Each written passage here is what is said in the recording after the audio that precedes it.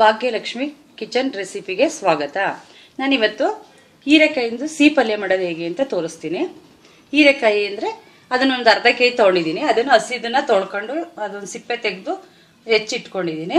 ಅದಕ್ಕೆ ಬೇಕಾಗಿರೋ ಸಾಮಗ್ರಿಗಳು: ಈರುಳ್ಳಿ ಹೆಚ್ಕೊಂಡಿದ್ದೀನಿ, ಒಗ್ಗರಣೆಗಿದೆಲ್ಲ ಕರ್ಬೇವಿನ ಸೊಪ್ಪು ತೊಗೊಂಡಿದ್ದೀನಿ, ಒಣಮೆಣಸಿಕಾಯಿ ತೊಗೊಂಡಿದ್ದೀನಿ, ಒಂದು 4 ಎಣ್ಣೆ ತೊಗೊಂಡಿದ್ದೀನಿ, ಕೊತ್ತಂಬರಿ ಸೊಪ್ಪು ತೊಗೊಂಡಿದ್ದೀನಿ, ಕಡಲೆಬೇಳೆ, ಸಾಸಿವೆ, ಕಾಯಿ ತುರಿ ತೊಗೊಂಡಿದ್ದೀನಿ, ರುಚಿಗೆ ತಕ್ಕಷ್ಟು ಉಪ್ಪು ಮತ್ತು ಜೀರಿಗೆ ತೊಗೊಂಡಿದ್ದೀನಿ ಸ್ವಲ್ಪ. ಮಾಡೋದು ಹೇಗೆ ಅಂತ ತೋರಿಸ್ತೀನಿ. ಇದನ್ನು ಮಾಡೋದು ಹೇಗೆ ಅಂದರೆ, ಇದು ಫಸ್ಟು ಹೀರೆಕಾಯಿ ಇರುತ್ತಲ್ಲ, ನೀರು ಹಾಕ್ಬಾರ್ದು. ಒಂದು ಸ್ವಲ್ಪ ಸಾಲ್ಟ್ ಹಾಕ್ಬಿಟ್ಟು ಕುಕ್ಕರಲ್ಲಿ ಒಂದು ವಿಷಲ್ ಬರ್ಸ್ಕೊತೀನಿ. ಕುಕ್ಕರ್ಗೆ ಹೀರೆಕಾಯಿ ಹಾಕಿದ್ದೀನಿ. ಇದು ನೋಡೋದಕ್ಕೆ ಜಾಸ್ತಿ ಕಾಣಿಸುತ್ತೆ, ಅಂದರೆ ಅದು ಬೆಂದರೆ ಸ್ವಲ್ಪ ಸೊಪ್ಪಿನ ಥರ ಅದು ಸ್ವಲ್ಪ ಕಡಿಮೆ ಆಗುತ್ತೆ. ಸ್ವಲ್ಪ ಸಾಲ್ಟ್ ಹಾಕ್ತೀನಿ. ಇದು ನೀರು ಹಾಕೋ ಅವಶ್ಯಕತೆ ಇಲ್ಲ, ಅದೇ ನೀರು ಬಿಟ್ಕೊಳ್ಳುತ್ತೆ. ನೋಡಿ, ಕುಕ್ಕರ್ಗೆ ಒಂದು ವಿಷಲ್ ಬರ್ಸ್ಕೊತೀನಿ.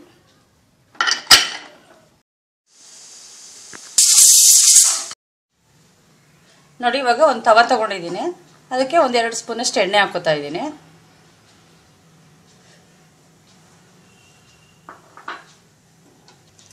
ನೋಡಿ, ಈ ಎಣ್ಣೆ ಕಾದ್ಮೇಲೆ ಒಂದು ಸ್ವಲ್ಪ ಜೀರಿಗೆ, ಸ್ವಲ್ಪ ಸಾಸಿವೆ, ಅದಕ್ಕೆ ತಕ್ಕಂತೆ ಒಂದು 2 ಮೆಣಸಿನ್ಕಾಯಿ ಹಾಕ್ತಾ ಇದ್ದೀನಿ. ಇಲ್ಲಾಂದರೆ ಖಾರ ಆಗಲ್ಲ ಅಲ್ವ, ಅದಕ್ಕೆ. ಮತ್ತು ಕಡಲೆಬೇಳೆ ಹಾಕ್ತಾ ಇದ್ದೀನಿ ಸ್ವಲ್ಪ.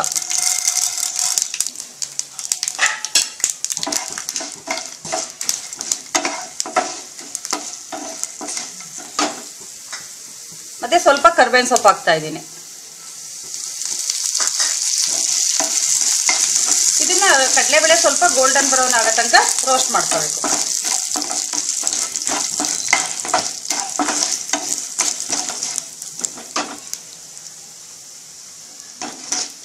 ಸ್ವಲ್ಪ ನೋಡಿ, ಈ ಥರ ಗೋಲ್ಡನ್ ಬ್ರೌನ್ ಬಂದಮೇಲೆ ಈರುಳ್ಳಿ ತೊಗೊಂಡಿರ್ತೀವಲ್ಲ ಅದನ್ನು ಹಾಕೋಬೇಕು. ಇದಕ್ಕೆ ಮೇನು ಈರುಳ್ಳಿ, ಕಾಯಿ ತುರಿ ಚೆನ್ನಾಗಿರುತ್ತೆ. ಅಂದರೆ ಇದಕ್ಕೆ ಮಸಾಲೆ ಏನೂ ಹಾಕಲ್ಲ, ರುಬ್ತಾ ಇಲ್ಲ ನಾನು. ಇದು ಸಿಹಿ ಪಲ್ಯ ಥರ ಹಾಗೆ ಮಾಡೋದು. ಇದು ದೋಸೆಗೆ, ತಿಳಿ ಸಾಂಬಾರಿಗೆ, ಚಪಾತಿಗೂ ಚೆನ್ನಾಗಿರುತ್ತೆ. ಅಂದರೆ ರಸಮ್ಗೆಲ್ಲ ತುಂಬ ಚೆನ್ನಾಗಿರುತ್ತೆ, ಸೈಡ್ಗೆ ನೆಂಚ್ಕೊಳ್ಳೋದಕ್ಕೆ. ಇದಕ್ಕೆ ಸ್ವಲ್ಪ ಈರುಳ್ಳಿಗೆ, ಅದಕ್ಕೂ ಹೀರೆಕಾಯಿಗೆ ಸ್ವಲ್ಪ ಉಪ್ಪು ಹಾಕೊಂಡು ಬೇಯಿಸ್ಕೊಂಡಿರೋದ್ರಿಂದ ಇದು ಸ್ವಲ್ಪ ಹಾಕೊಳ್ಳೋಣ ರುಚಿಗೆ.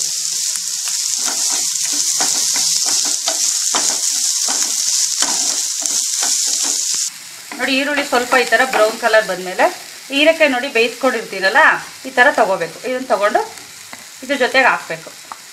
ಒಂದು 2 ನಿಮಿಷ ಇದನ್ನು ಫ್ರೈ ಮಾಡೋಣ. ಇದು ನೋಡಿ ಈ ಥರ. ಇವಾಗ ಅದ್ರಲ್ಲಿ ಸ್ವಲ್ಪ ಬೇಯಿಸಿದಾಗ ಒಂದು ಸ್ವಲ್ಪ ನೀರು ಬರುತ್ತೆ.